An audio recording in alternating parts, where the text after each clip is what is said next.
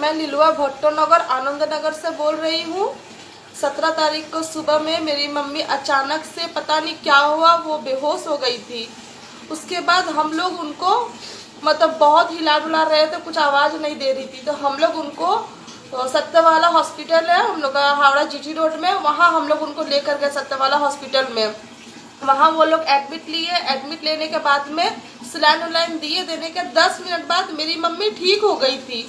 ठीक होने के बाद में उन लोग डॉक्टर खुद बोले कि इनका शुगर लो हो गया था और प्रेशर लो था, क्योंकि शुगर की पेशेंट थी, थायराइड भी था उनको, उनका लो हो गया था। होने के बाद में वो लोग बोले 10 मिनट बाद अपनी मम्मी अच्छी हो जाएगी, सलाइन ख़त्म होगा, आप लेकर जा सकती है अपनी मम्मी को।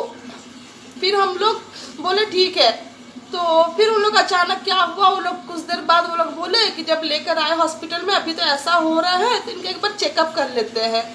हम लोग उसमें भी राजी हुए, बोले ठीक है हाँ करा लेंगे। तो उस वक्त मेरी मम्मी खुद बोली सामने से कि हम कहाँ पर है। जब उनको होश आया वो बोली कि तुम लोग मुझे कहाँ लेकर आए हो, तो बोले मम्मी आपको हॉस्पिटल लेकर आए हैं, अचानक आप बेहोश हो गई थी, वो इतना बोली। फिर जब हम लोग उनको दूसरा हॉस्पिटल में उनको ट्रांसफ़र किया गया, वहीं से वो लोग बोली कि इस यहाँ पर आपको ट्रांसफ़र कर रहे हैं हम लोग, वहाँ ले जाइए, वहाँ उनका टेस्ट होगा। हम लोग मेरे मम्मी को, मेरे भैया, हम लोग सब लोग मेरे मम्मी को वो गोलाबाड़ी के पास में ILS हॉस्पिटल है, वहाँ पर हम लोग लेकर गए मेरे मम्मी को। जब मम्मी को एम्बुलेंस जब लेकर अंदर जा रहे मम्मी को, उस रास्ते में जाते वक्त मेरी मम्मी उठ के बैठी भी, बात की। उस बार भी मेरी मम्मी बोली कि तुम लोग मुझे कहाँ लेकर जा रहे हो, तो हम लोग मम्मी को बोले देखो मम्मी ये जगह है, हम लोग एक टेस्ट के लिए लेकर जा रहे हैं, तुम 2-3 दिन बाद वो लोग छोड़ देंगे, सब ठीक हो जाएगा, टेस्ट करके वो लोग छोड़ देंगे। जाते वक्त मेरी मम्मी हम लोग को बोली तुम लोग अपना ध्यान रखना।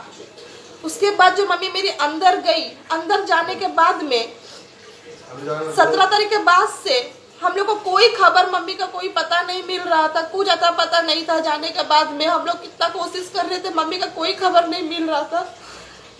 20 तारीख के दिन हम लोग के घर के सामने सब पुलिस आए, आस पड़ोस के लोग आए, आकर सब हंगामा करने लगे कि हम लोग को कोरोना का ये है, संक्रमित है। आकर यहाँ पर वो लोग हंगामा करने लगे, हम लोग को बाहर निकलना सब कुछ बंद किया। हम लोग बोले ठीक है, मेरा जब पेशेंट भर्ती है इस तरह से कोई बात नहीं है, आप लोग जैसा बोलेंगे हम लोग वैसा करेंगे, लेकिन मेरा पेशेंट का रिपोर्ट तो आना चाहिए। कोई ऐसा रिपोर्ट कुछ ऐसा उस वक्त कुछ नहीं आना चाहिए था, क्योंकि उसके एक दिन पहले हम लोग कॉल किए थे, मैंने एक नंबर से फ़ोन आया था, बोला कि आपके मम्मी को हम लोग वेंटिलेटर में रख रहे हैं।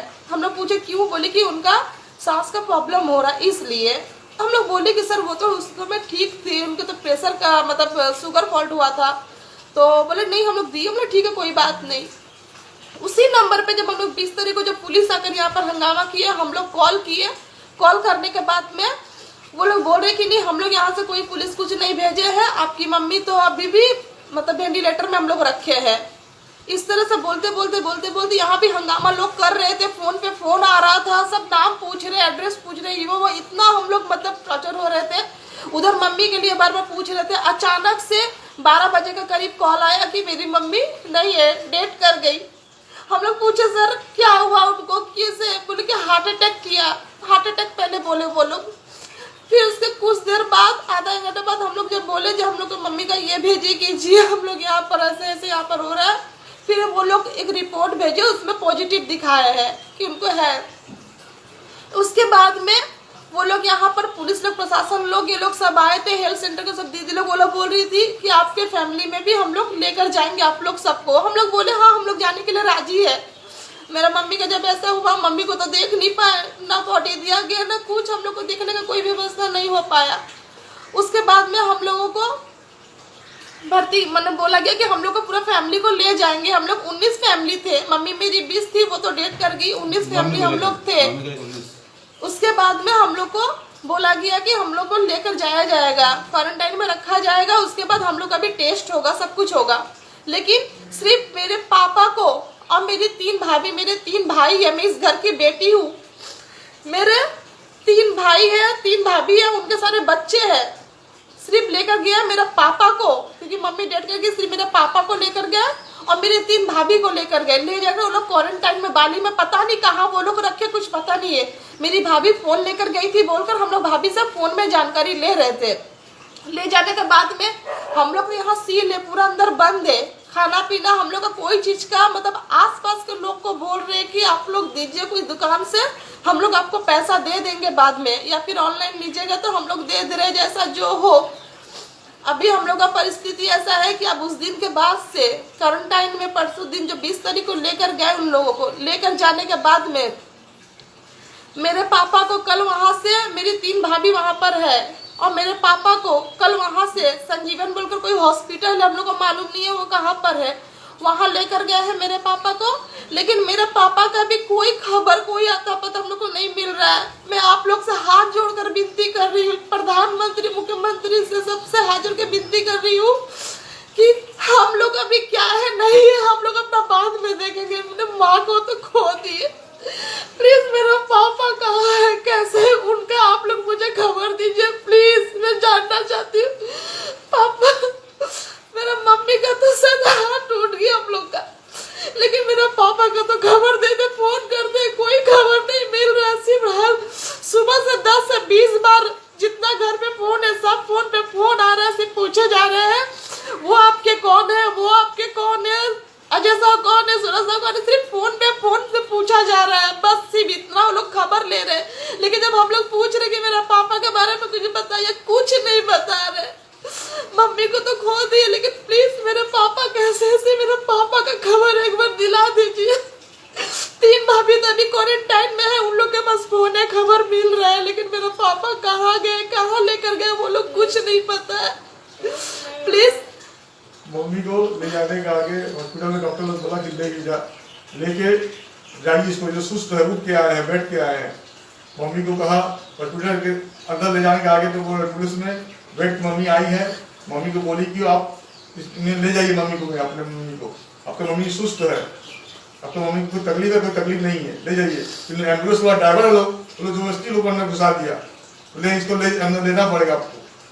मम्मी को बोला कि हमारा ठीक है, तो मम्मी बोला कि ठीक है इसको ले जाइए, बोले नहीं, डॉक्टर लोग बोला कि ले जाइए इसको, नहीं, जो जबरदस्ती हम लोग घुसाया ड्राइवर लोग, अंदर लेना ही पड़ेगा, हम लोग लेकर नहीं जाएंगे, उनको घर लेकर नहीं जाएंगे।